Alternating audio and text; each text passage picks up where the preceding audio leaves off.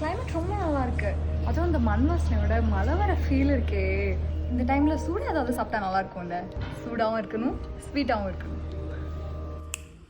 Hot chocolate பண்ண போகிறோம். பண்ணலாமா? இதுக்கு we need just 4 ingredients. எப்படி வந்தாயோ புன்னகை தந்தாயோ. ஃபர்ஸ்ட் சீடெல்லாம் எடுத்துட்டு டேட்ஸை பாலில் ஊற வைக்கணும். டேட்ஸ் வந்து கம்ப்ளீட்டாக பிளெண்ட் ஆகிற மாதிரி கிரைண்ட் பண்ணிக்கோங்க. எவ்வளோ மில்க் வேணுமோ அவ்வளோ மில்க். உப்பு தேவையான அளவு மாதிரி சாக்கோ சிப்ஸ் தேவையான அளவு.